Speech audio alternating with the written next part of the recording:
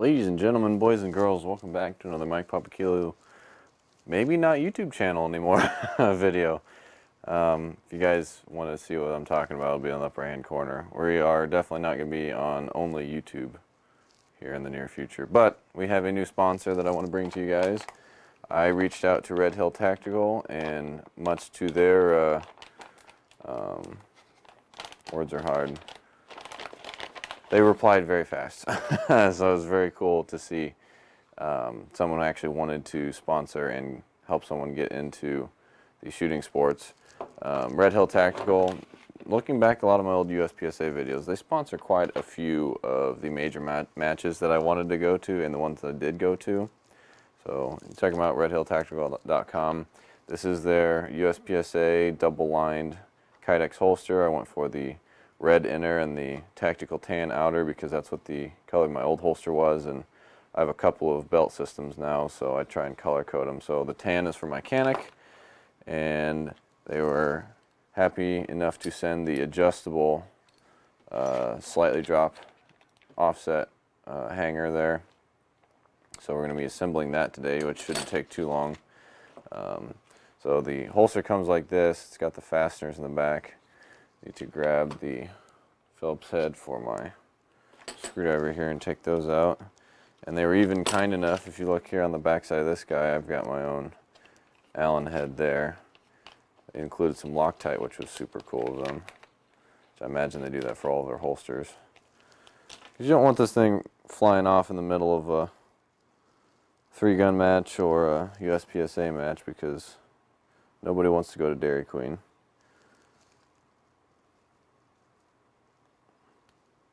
Huh, very cool.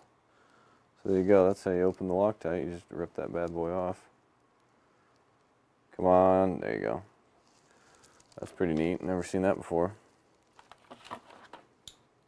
And the way you adjust this thing, which in 3-gun there's a lot of 3-gun events that you really don't want your holster have much play in it. USPSA, you don't really do a whole lot of crawling around with your gun holstered, so usually USPSA guys have their holsters quite loose. You can use these little tension adjusters, and you can even take those spacers out if you really want to keep it extra tight. Or get smaller spacers and just crank down on those guys, and you'll get extra retention. But we'll do that in a later video. For now, let's get this hanger on and attach to my belt. Looks like it's got some thrust washers on there for extra retention. Whether or not those actually work, me being an engineer and having studied that, it's pretty debatable. Loctite is your friend.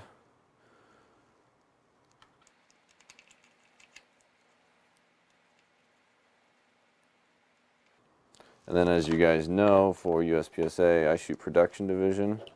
So I'll probably be up at one of these top notches. Some of you folks who shoot limited, you could probably be down here, because the most restricted division is production, and that's why I like shooting it. Gives the shooter a whole lot more challenge when it comes to his gear. So I'm not going to Loctite these just yet. I'm going to get them set where I need it, and then we will Loctite everything down.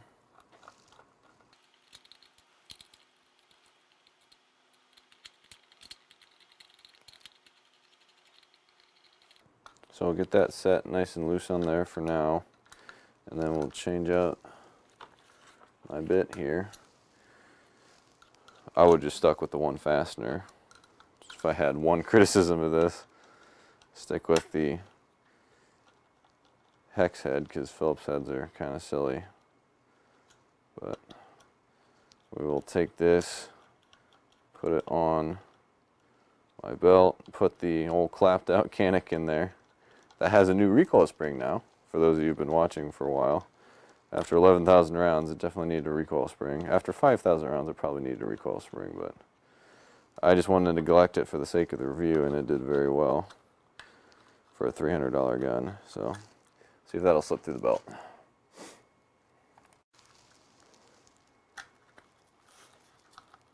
This is just an old Scorpion gear belt that I had for starting to shoot USPSA, and if you guys are interested. These are the eBay mag holsters that I've been using. They're like $8.99 a piece. They're like the cheapest thing on the market, and they work great. Now for the gun. As the old clapped out Canik, I put a new worn tactical fiber on. See if this is where we need it to be.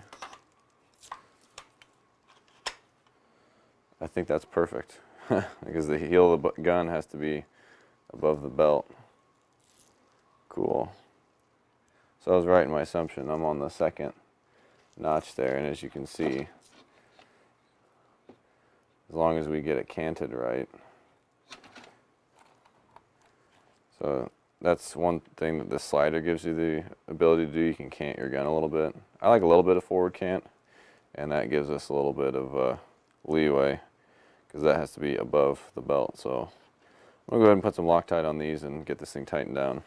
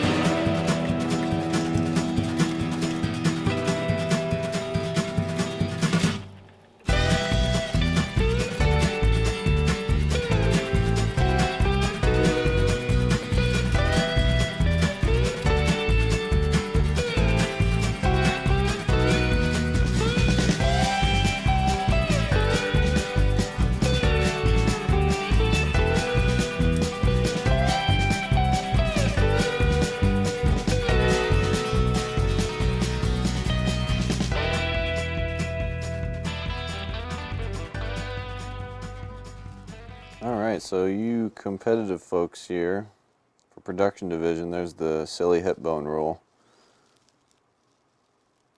You got to make sure that the holster is behind that imaginary line drawn from hip bone to hip bone. You definitely don't want to go to a major match and get DQ'd. And then the next one we're going to check here is the sample measurement that shows approximately 1 5/8 inch measurement from the belt to the side of the gun, and then 1 1/8 inch to the magazine holsters. So we're going to check that right now. But definitely go to the USPSA.org and make sure you know all the rules for your division. But like I said, production seems to be the most restricted, and that's why I like it. It's a challenge. See what the purity of a unadulterated gun. Everyone in production division has a custom gun, except for me. A lot of guys will get trigger jobs. I mean, I put a different front sight on mine. So I mean, now I am a bit of a heathen. So before that, I just ran this gun right out of box because I thought production division said you had to. So we are at 1 1/2 inch right there. So we're pretty good. And it's definitely behind my hip bone. So you're gonna have to do that fit up when you mate this holster. Just an FYI. And then the magazines are much tighter than that. Let's see, they're about an inch. So if that's touching the magazine, that's about an inch from the center of the belt. About 7/8 from the outside of the belt. So we're good there. Nothing too crazy, but there you go, boys and girls. Nice Red Hill tactical holster for your very worn Canik. Like I said, this gun's got about 11,000 rounds through it. I shot it all last year in USPSA, and I freaking love this thing. So big thanks to Red Hill Tactical for sponsoring us. We've got plenty more coming for the duty project, so stay tuned for that. And as always, don't ride that slide home. Oh, and check out our other links in the description for our other means of social media to bring you guys videos, because I don't think we're going to be on YouTube much longer. Bye!